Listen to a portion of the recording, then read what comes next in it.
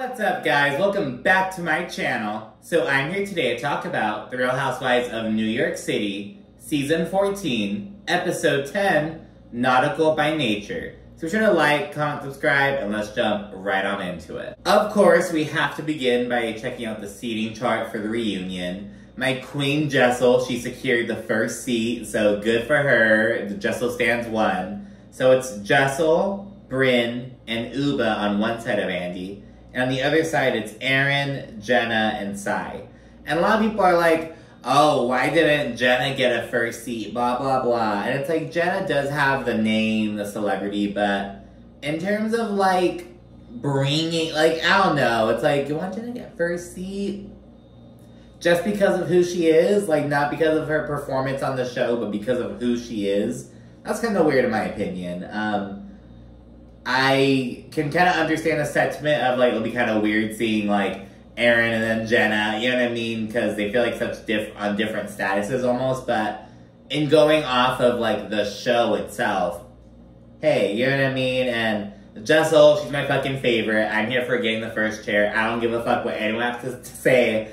I will acknowledge, I ride for Jessel. I'm telling you, I'm okay with that. And people seem to be kind of, like, warming up to her more. I'm telling you, though, at the beginning of the season, though, people were kind of, like, underimpressed with her. And I'm not gonna lie, in episode 1, you know what I mean? There was a lot going on, so I wasn't really paying too much attention to her. But by episodes 2 and 3, I'm telling you, girl, I was like, oh, I like Jessel. So yeah, I don't know, but I'm here for it. So yeah, it's a seating chart, and then we get right to the recap. So it's day 3 of the Anguilla trip. Erin's telling Brynn that she thinks that Jessel really wants to have a sob story like she and Sai do.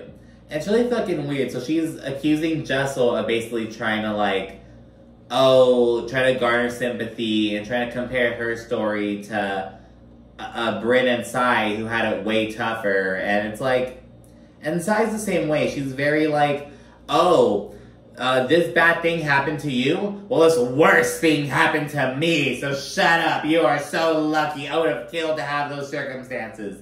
And it's like, girl, what are these fucking trauma Olympic fucking bullshit? And that's what Sai and Aaron are really trying to make it out to be. It's like, it's not even like that. So, really fucking weird of them. Speaking of the situation, Jessel mentioned how, like, oh, I only had $20 in my bank account at one point. And Sai was like, I had $0.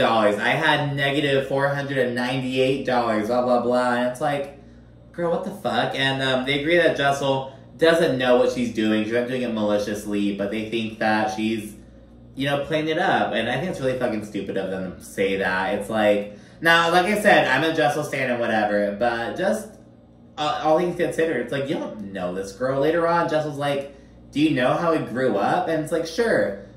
Even if Jessel wasn't fucking dirt poor, like, she still was, like, you know, had her own situation, and she acknowledges, yeah, my dad, like, helped me pay for, like, college, but once I moved to New York City, I was on my own. And she's living with her uncle, and they're like, oh, well, you're living with your uncle, so that shows you weren't that, you know, poorly off. Sai's like, I had nowhere to go. I had to fend for myself. I had no family's house to crash at, blah, blah. And it's like, okay, well, I mean, what if her fucking uncle was, like, an asshole? Like, she still had to live with her uncle. Like, why are we acting like that isn't, you know, like, that's a fucking ideal situation? Yeah, it's clutch. Yeah, it works out, but that's, like, family helping family. That's not, like, being rich, being well off. You get what I'm saying? And I don't know. It's really fucking whack. Like, yeah, she's really fortunate to have had that, like, support. Not everyone has it, but, you know, it's really whack, to be honest. We segue to breakfast. Jenna walks outside in this robe, and the wind exposes her. She's not wearing any underwear or anything. She's like, ah! And she has to, like, put her plate down, fix herself. There's some blurring going on. It's really funny. Ubah shares a story of Jessel and how she was like, oh, I never snore, blah, blah, blah. And at 1 in the morning, Ubah woke up and heard Jessel snoring up a fucking storm, and she recorded it and played it for everyone. It was so funny. It reminded me of, in this one group chat, one of my homies was like, oh, Nick, are you a honk shoe snorer or a me? Like, shoo, or me. There's like the two stereotypical depictions of, like, snoring, you know what I mean? And my other homie, Noah, we lived together for a little bit. He was like, oh, he's a fucking honk shoer. Like, bitch, I snore, and I get it from my fucking mama and my dad. Both the parents fucking snore. It's like, oh my goodness. So yeah, it's really fucking funny. They're laughing about it. In the confessional, they're like mimicking her, it's all good fun. And Jessel's like, it's not a snore, it's just some heavy breathing. It's very elegant. And she's just laughing. It's just a very funny, lighthearted moment.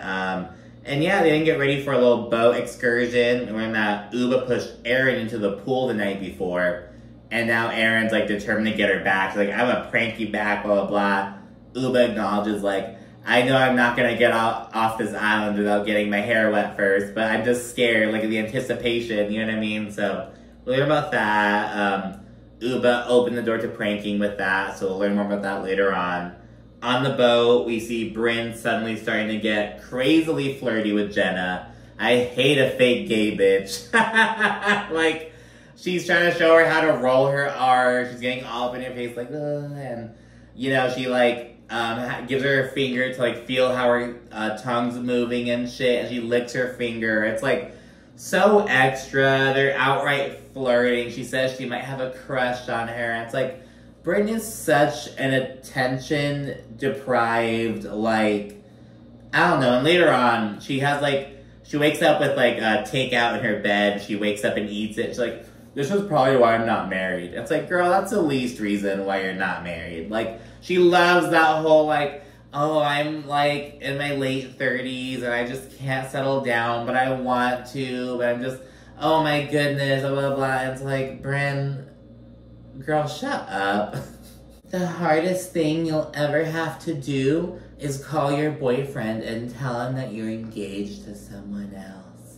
It's like, girl, shut up. And by the way, Brynn is actually 36. I just looked it up. So, you know, she's not in her late 30s, in her mid-30s. But nonetheless, you know, the sentiment's the same. Just like, oh, I want to settle down now, but I can't. I just can't make up my mind. I've been engaged 3 times. I've called them all off. And oh my God, it's like, girl, like, so she just loves playing that shit up. Loves all this fake flirty bullshit. And it's like, Brynn, girl, like, it's like exhausting. Some of the ladies hop into the water. Specifically, it's Aaron, Sai, and Jenna. And Jenna's wearing this wetsuit a la Heather Dubrow. So, yeah, they're doing that. So, it's so funny. Wetsuits have come up so often across the franchises in the past, like, month or so. You know, we had Heather Dubrow wearing her wetsuit.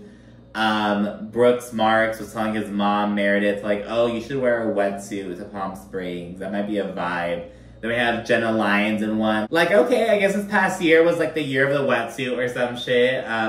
While they're in the water, Jessel vents to Ubah and Brynn and, you know, about how Aaron and Cyrus on her ass. She says that they wanted, like, this whole fucking timeline of her history and, like, what she's been through and shit, and her backstory. And, you know, she thinks that Aaron thinks that she's, like, lying about growing up with nothing. And Jessel's like, no, I didn't. And, you know, I think that Aaron, his whole thing is like, oh, you grew up really rich. Like, you didn't grow up dirt poor. You had stuff. But Jessel's like, I mean, I had stuff, but I didn't grow up rich. Comparatively, I really grew up with, like, nothing. I had an average childhood. I think that is the miscommunication. Because I don't think Jessel's saying that she grew up poor or that she, like, well, in this case, she says she grew up with nothing, but I think that's kind of like a relative kind of thing. Like, I didn't grow up rich. Like, I grew up average. You know what I mean? I think it's being used, I genuinely think that way. And it's like, I don't know. It's really fucking weird. It's almost like, oh, you didn't grow up poor. You had to have grown up super fucking rich. You were this Indian princess, blah, blah, blah. But just like, no, like, I didn't have shit growing up. Like, she had a regular fucking childhood. Like, she was the daughter of immigrants living in fucking London, England. Like, you know what I mean? So, I don't know. It's really fucking weird. Really weird of Aaron and Sai, in my opinion. Ubah says that Aaron and Sai aren't right to question Jessel, and she also points out that, like, you know, they aren't questioning Jenna at all. Jenna can say anything, and they'll just take it, but oh, when Jessel says shit, they need all this proof, blah, blah, blah. And she's just like, it's just not a winning fight. So, really weird. And yeah, she says that at the end of the day, you know, the whole like, oh, $0 versus $20. It's the same shit. It's like you're poor at the end of the day. Like, ooh, I have $20. Let me go buy a fucking 2 pizzas and a thing of breadsticks and a drink. Ooh, like, you know what I mean? And girl, that's like not factoring in inflation. That's like back in the day shit. But it's just like, oh my goodness. And yeah, Jessel's like, what the fuck do they want me to say? They then ultimately regroup, and Brynn switches from flirting with Jenna to outright flirting with the boat captain. Like, oh, can you pour the shot in my mouth? That's her whole thing. She told the fucking sushi guy to, like, can you put the sushi in my mouth? It's like, Brynn, shut up. Like, I don't know. And I hope that seeing it on camera teaches her a lesson. It's like, it's too much. It's overkill. It's OD. It's like, girl, this is just, like, way too fucking much. She's also like, oh, I can't drive the boat, but I'll ride you. It's like sexual harassment. It's like, Brynn, shut up, girl. Aside from the Brynn bullshit, Jessel's whole issue with Aaron and Sai ultimately comes up. Sai says that the answer's just never simple with Jessel. Jessel responds that, sure, you know, I lived with my uncle and I wouldn't have been able to move to New York City if it weren't for him. But, you know, she wasn't rich. That's the thing. It's like, my uncle, like, having an extra room for me to fucking crash in doesn't make me rich. It makes me fortunate to have that support structure. You know what I mean? It's like, girl, like, no one's, like, are they saying that her uncle lived in some fucking, like, bougie-ass penthouse? Or, you know what I mean? Like, I don't know. It's very fucking weird. Aaron starts chiming in and accusing Jessel of trying to, like, hide her privilege. But Jessel's whole thing is, like, I feel like you're projecting your own privilege onto me. Like, you're expecting me to, like, have grown up. Like, if I didn't grow up out the fucking... If I'm not some out-the-mud-ass bitch, I had to have grown up like you or some shit. And that's just not the case. And, you know, Sai gets all fucking loud and rowdy. She's like, we want to know about you, not your parents, blah, blah, blah. And it's this whole fucking thing. And Jessel's like, my parents' story is my story. Like, that is, you know, it impacted who I am and how I grew up. And Ollie's like, no, you telling us that your parents were born in Kenya and then moved to England afterwards isn't, like, your story. But in the confessional, Ubah, like, she gets it. She's like, no, for generations, like, your family story is your story. Like, what? I don't know. Very fucking weird. Very weird behavior. And it's like, I don't know. You know what I mean? It's like, oh, Sai opening up about her mother being an alcoholic. That's not your story. That's your mother's story. Aaron, girl, I'm not even gonna fucking go there, but it's like, you know, you're impacted by your, like, history, by, like, your family's story. You know what I mean? So it's just like, why are you disregarding it all of a sudden with Jessel? So it's just like, so I don't know. Aaron and Sai just need to shut the fuck up and just, like, chill. People even saying one of them has to go next season. I'm not going to go that far. I think everyone can stay. I would also be open to maybe them throwing a friend of in the mix or something. You know, we have the core group right now, and we can carry them into season 2. Not season 2, it'd be season 15, but you know what I mean. The next season with this core group.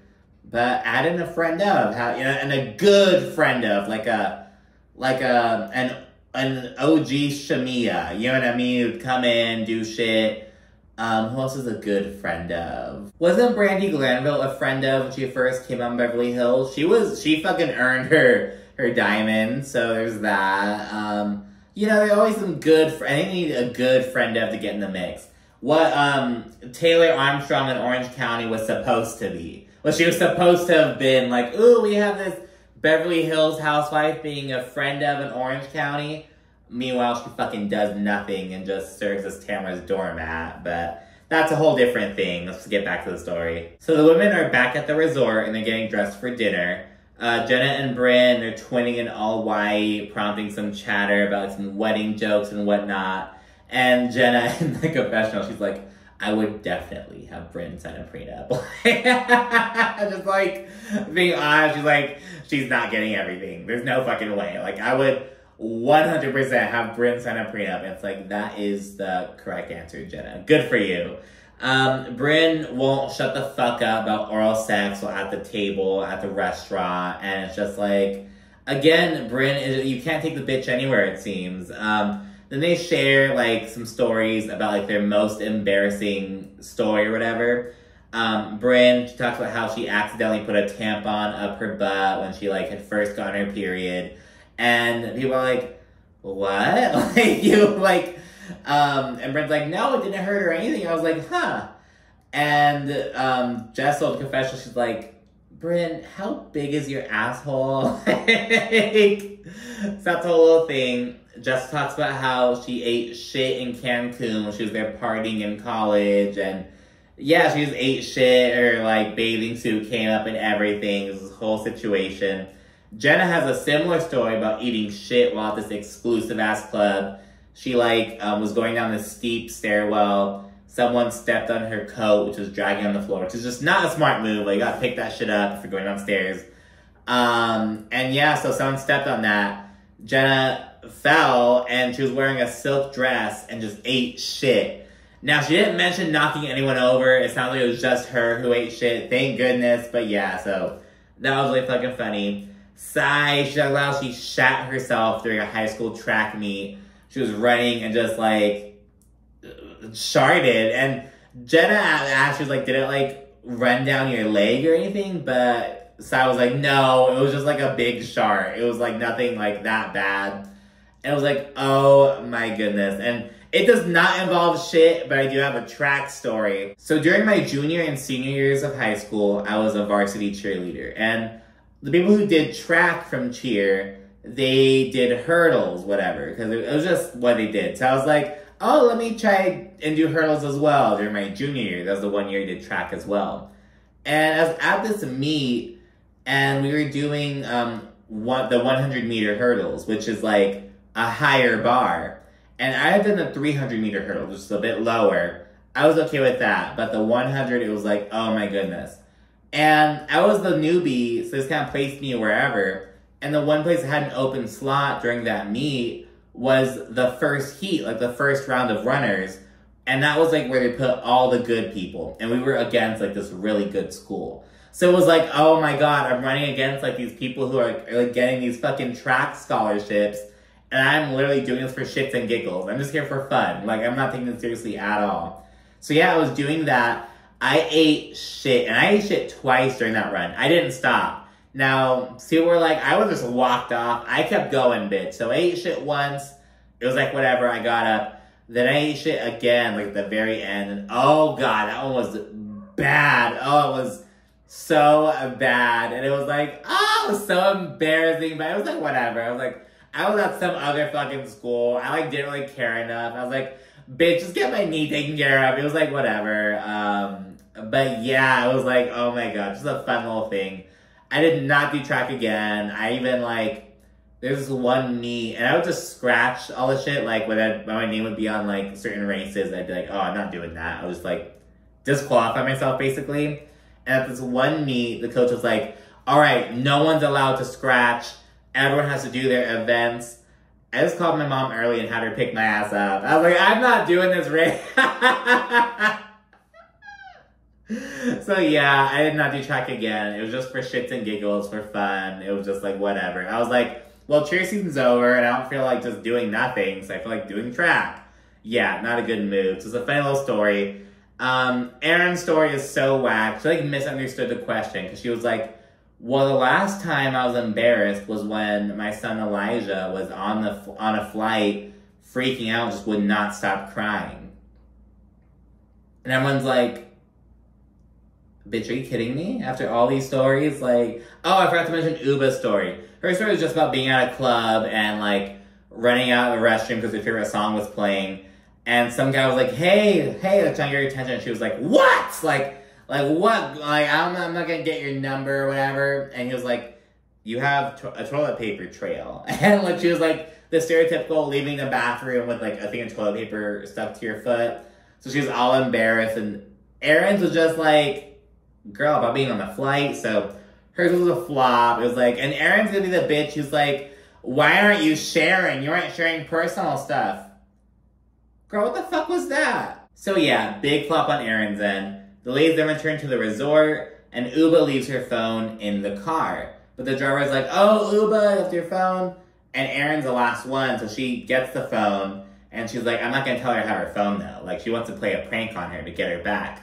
And so yeah, they're just in the back kind of chilling. Ubah is begging Erin to not throw her in the pool. She's like, I love you. Don't do it. I love you. Like, just begging her. Erin then tries and miserably fails to, like, drag Ubah into the pool. She, like, tries, and Ubah's like, ah! She's, like, fucking statues out. And Erin's like, oh, wow. She doesn't, she can't get her to move at all. She cannot get her to budge. It's just so fucking funny. As Ubah's, like, preparing herself, she's, like, dipping her foot in the water, like, trying to, like, you know, hype herself up for getting pushed in. Sai just fucking runs up behind and pushes her ass in. Erin is elated. She's like, that's my bitch! That's my bitch! And, you know, she claims that it doesn't count, though, because Sai pushed her in, not Erin. But it's like, well, girl, Sai was acting on your behalf. I don't know. It was, like, stupid of her. It's suddenly then the end of the night, and it's day 4, the last day in Anguilla. Brynn, she has her eating in bed moment where she's like, oh my gosh, this is probably why I'm not married. And it's like, again, girl, that's the least reason why you're not married. Ubah then wakes up pissed because she knows that Erin took her phone the night before. She realized it was gone about like an hour afterwards or whatever, and she had Jessel text some of the ladies trying to find out what's up. They both went downstairs to like look together. Sai, she heard it, so she went down at 1 in the morning and told them like, hey, Erin has your phone. So yeah, and that's what happened. They went up getting the phone and whatnot. Erin thought it was hilarious. And Ubah's whole thing was she was upset because she checks in with her family every night and every morning. And she's upset her family in the past because like her phone will die or whatever. And they're like, you're not married. You're a girl. You travel all the time. Like, blah, blah, blah. You have to check in. We have to know you're safe every day. Like, we have to know you're doing okay. And you know, it's very important in Los Angeles recently, in the span of 2 days actually, they found 2 models dead in their apartment buildings. And it was like, one was 31, one was 32, and it was like, oh my gosh. So it was like, you know, it's very important to like, keep your family posted, you know what I mean? And so, that was her whole thing. That's why she was upset. The next morning, Sai's hearing Ubah out, and she's like, well, you know, Erin just felt like it didn't count as her payback because I did it. But Ubah's like, Erin didn't push me in the pool because she was a pussy, and that's why you did it. And it's like, oh my gosh. Then Ubah also says she's upset with Sai because Sai was in on what Erin was doing. And Sai's whole thing is, well, I told you where, like, she had the phone. Now, you did. But, like, I think Ubah's whole thing is that Sai didn't, like, intervene. Like, she didn't, like, tell Erin that she was wrong and tell Ubah what's up. Like, Ubah had to get upset about it first, and then Sai said something. So, I get it, you know. I get why Ubah's kind of irritated with Sai, but I get Sai's point. You know, like, girl, I'm the one who, like, told you what's up. But, yeah, Erin and Ubah, they explain their reasonings to Sai and Jessel, respectively. And, you know, it's the whole thing. Erin's like, oh, you know, it was just a prank. I just had it for 45 minutes. It's not a big deal. Ubah, she's like, no, it's my phone. You took my phone. We're in another country. I can't just go to the Apple store and get a new one. And I really get what Ubah's saying with this because I was in Long Beach recently, actually early last month, and my phone got stolen while I was in the club. And I was so upset. I went to the store the next day to get a new phone, but it's like, you know, I had all these pictures and shit that weren't in, like, the iCloud or whatever, and it was, like, a big bummer. I'm still kind of bummed out about it. I feel like this phone isn't mine, you know what I mean? Like, I'm still bummed out about it, so, like, I really get it. Like, you know, that fear of, like, where the fuck's my phone? So, yeah, I get where it was coming from. Maybe because of me recently having my own phone stolen, I'm a bit like, oh, don't fuck with, like, I'm like, oh my god, I was so pissed. And people are like, oh, why don't you just do the track my iPhone? I'm not rolling up some random bitch's fucking place in Long Beach to look for my phone. And then when I'm going to LA afterwards, it was like, it's gone. Like, there's no fucking way I'm getting that shit back. So, yeah, it was like really irritating. We then see Sai, Erin, and Brynn at the breakfast tables kind of chit-chatting before Ubah comes down. Sai's like, good morning, but Ubah just gives this, I don't know if she ignores them or gives them the stink eye, but she's just not having it. Bryn is like, oh my gosh. Like, she's like, oh my gosh, she's pissed. And, yeah, Sai's really confused. Aaron thinks that Ubah is just being mean for no reason. And yeah, Jessel joins and says that Ubah didn't find Aaron's prank to be funny. Bryn says that people need to know when to take a joke and when shit's just being funny. And it's like, Bryn, you shut the fuck up about that shit. Like, I'll remember that next time you're crying, complaining about shit. Because remember when Jessel was making a joke about Bryn being a stupid bitch at Aaron's, what even was that? Her 10-year anniversary party, whatever the fuck it was. And yeah, she was like, oh, let's not talk about that. Let's change the subject. And it's like, what happened to knowing when shit's a joke? Like, she can dish shit, but she can't take it. It's like, oh my gosh, whatever, Bryn. We then segue to ladies getting ready. Bryn brings Jenna this pitiful-ass breakfast in bed. There's like a banana wrapped in bacon, Valentine's chocolates, like sausage on top of fruits. And it's like, oh my god, like, it's like all stupid. Jenna's like, my first reaction was, oh, how sweet, breakfast in bed. And my second thought was, what the fuck is this? There was French toast, but it didn't look like there was any syrup. So I was like, Bryn, like, oh my, girl. Aaron's annoyed with Ubah for, you know, supposedly, like, blowing the matter out of proportion. She thinks it's like making a mountain out of a molehill, that type of bullshit. But Bryn also thinks that Ubah needs to chill. There's both like, yeah, she's just like blowing it out of proportion. Sai, she's also kind of thinking that like, okay, I wouldn't overreact in that same way, but I do get where Ubah's coming from because it's your phone. It's important. While Jessel's talking to Ubah about it, she's clocking that Aaron is more than likely trying to downplay her role, being like, it was just a prank, it's not a big deal, it's only 45 minutes. But it is a big deal, so it's talking about that. The ladies then regroup. Ubah is paying Aaron dust, just kind of like, not really acknowledging her, but still talking with the other ladies. And Aaron says that she feels intimidated, singled out, and scared. I'm like, no, bitch, why are you scared? What the fuck is, like, it was really weird, a really weird choice of words. I get her being like, oh, I feel singled out, because yeah, she's kind of singling you out, because she's pissed at you. But she's like, you feel scared? Like, very weird word choice on Aaron's end. You know what I mean? It's like, what are you scared of? What are you scared of? Aaron then runs upstairs real quick, and all your ladies are downstairs waiting. Ubah then makes a comment like, oh, like, we're waiting on Aaron, right? Like, Aaron was right here. And Aaron's, like, walking up. And she hears her name, and she's like, I hear her saying my name, and I don't want her saying my name right now. Don't talk about me when I'm not here. And it was like, no, I wasn't talking about you. I was just, and she's like, yeah, I just heard you say my name. And it was like, I was just saying, oh, or like, when she's right here. And Aaron's like, I don't care what you're saying. Don't talk about me right now. Then Ubah's like, guess what? And she gets in her face. And Aaron's like, get out of my face. Get out of my face. And it was like, I'm not getting in your face. And then there's talking, and she takes her glasses off. And she's like, take off your glasses when you're talking to me. And that's when it escalates. And Aaron's like, give me my glasses back. And Ubah's like, you took my fucking phone. Like, and they're asking for your glasses. We learned that in the next episode, she winds up, like, keeping them for 45 minutes. She puts a whole timer on, and she's like, no, you have my phone for 45 minutes. I'm keeping your glasses for 45 minutes. And, yeah, it's a big old thing. Aaron, she's like, oh, get away from me, Ubah, get out of my face. But Ubah's like, oh, try me. Try me. Like, she's pissed. And rightfully so, I get it, because Ubah she was ignoring Aaron at first. But, again, she wasn't saying anything malicious. Aaron comes in trying to be the big bad fucking wolf. Don't fucking talk about me. Don't even say my name. It was like, are you gonna fucking act like that? Like, alright, let's fucking play this game. Now, you know, the snatching the glasses, that's an invasion of personal space and whatnot, but girl, Aaron was being a big old bitch. And again, with that language that she was using, oh, I'm scared, like, very weird of Aaron, and I'm not gonna give her my sympathy. Like, she doesn't deserve my sympathy in the situation.